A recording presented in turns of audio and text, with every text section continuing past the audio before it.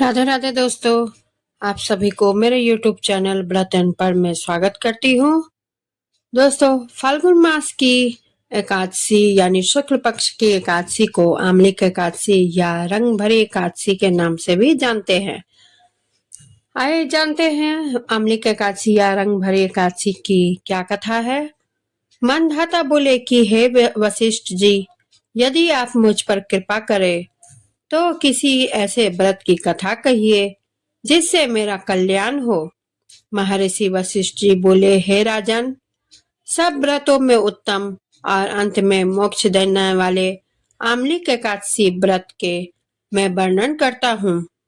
यह एकादशी फाल्गुन मास के शुक्ल पक्ष में होती है। इस व्रत के करने से समस्त पाप नष्ट हो जाते हैं। इस व्रत का फल 1000 गोदान के फल के बराबर होता है। अब मैं आपसे एक पौराणिक कथा कहता हूँ, आप ध्यान पूर्वक सुनिए। एक वैदेशी नाम का नगर था जिसमें ब्राह्मण, क्षत्रिय, वैश्य और शूद्र चारों वर्ण सुख सहित रहते थे। इस नगर में सदैव वेद ध्वनि गूंजता रहता था तथा पापी, दुराचारी तथा नास्तिक इस नगर में कोई नहीं था। उस नगर में चैत्ररथ नाम का चंद्रवंशी राजा राज्य करता था। वह अत्यंत विद्वान एवं धर्मी था।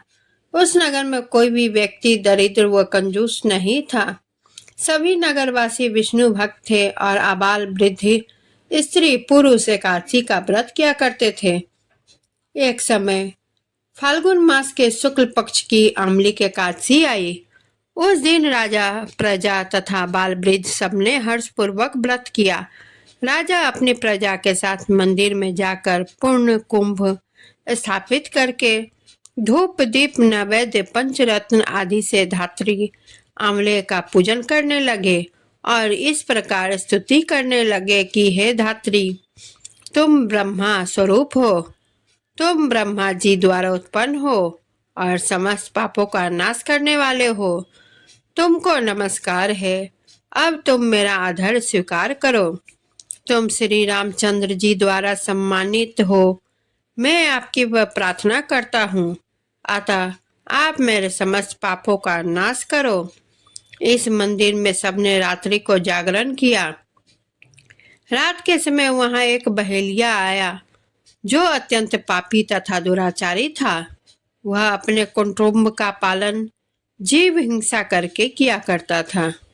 भूख तथा प्यास से अत्यंत व्याकुल वह बहेलिया इस जागरण को देखने के लिए मंदिर के एक कोने में बैठ गया और विष्णु भगवान तथा एकादशी महत्व की कथा सुनने लगा।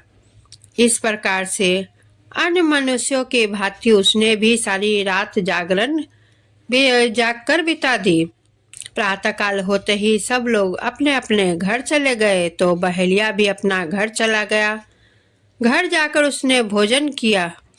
कुछ समय बीतने पर के बाद बहेलिया की मृत्यु हो गई, मगर उस आमलिक एकादशी के व्रत तथा जागरण से उसने राजा विदुरथ के घर जन्म लिया और उसका नाम वह वसुरथ रखा गया। युवा होने पर वह चतुरंगिनी सेना के सहित तथा धन धान्य से युक्त होकर 10,000 ग्रामों का पालन करने लगा। वह तेज में सूर्य के समान, कांति में चंद्रमा के समान, वीरता में भगवान विष्णु के समान और क्षमा में पृथ्वी के समान था। वह अत्यंत धार्मिक, सत्यवादी, कर्मवीर तथा विष्णु भक्त था। वह प्रजा का समान भाव से पालन करता था। दान देना उसका मुख्य कर्तव्य था। एक दिन राजा शिकार खेलने के लिए गया। देव योग से वह मार्ग भूल गया और दिशा ज्ञान न रहने के कारण उसी वन में एक वृक्ष के नीचे सो गया। थोड़ी देर बाद पहाड़ी मलेच्छ वहां आ गए और राजा को अकेला देखकर मारो मारो शब्द करते हुए राजा की ओर दौड़ पड़े। मलेच्छ के कहने लगे कि इस दुष्ट राजा ने हमारे माता पिता, पुत्र आदि अनेक संबंधियों को मारा है तथा देश से निकाल दिया है, अतः इसको अवश्य मारना चाहिए।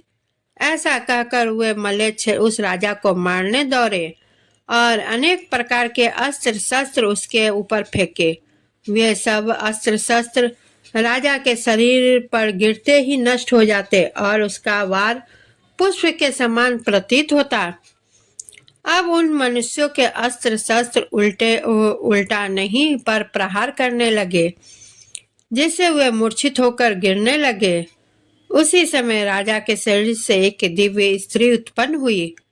वह स्त्री अत्यंत सुंदर होते हुए भी उसकी भ्रिकुटी टेढ़ी थी। उसकी आंखों से लाल लाल अग्नि निकल रही थी, जिससे वह दूसरे के काल के समान प्रतीत होती थी। वह स्त्री मलेच्छों को मारने दौड़ी और थोड़ी देर में उसने सब मनुष्यों को काल के गाल में पहुंचा दिया। जब राजा सोकर उठा तो उसने मलेच्छों को मरा हुआ देखकर कहा कि इन शत्रुओं को किसने मारा? इस वन में मेरा कौन हितैषी रहता है? ऐसा विचार कर ही रहा था कि आकाशवाणी हुई, हे राजा, इस संसार में विष्णु भगवान के अतिरिक्त कौन तेरी सहायता कर सकता है? इस आकाशवाणी को सुनकर राजा अपने राज्य आ गया और सुखपूर्वक राज्य करने लगा। महर्षि वशिष्ठ जी बोले कि हे राजन, यहाँ आमलिक एकादशी के व्रत का प्रभाव था। जो मनुष्य इस आमलिक एकादशी का व्रत करते हैं वह प्रत्येक कार्य में सफल होते हैं और अंत में विष्णु लोक को जाते हैं। बोलिए श्री विष्णु भगवान की जय। जय आमलिक एकादशी की जय। श्री एकादशी मैया की जय। सबको एकादशी की बहुत बहुत शुभकामना। और आप सभी को मेरी यह वीडियो अच्छी लगी हो तो वीडियो को लाइक करें, शेयर करें, कमेंट करें और चैनल को सब्सक्राइब करें और बेल आइकन को क्लिक करें। बेल आइकन क्लिक करने से आपका यह फ़ायदा होगा कि कोई भी न्यू वीडियो का नोटिफिकेशन आप तक तुरंत पहुंच जाएगा और आप उस वीडियो को देख सकते हैं। और इसी के साथ मैं विदा लेती हूं। धन्यवाद।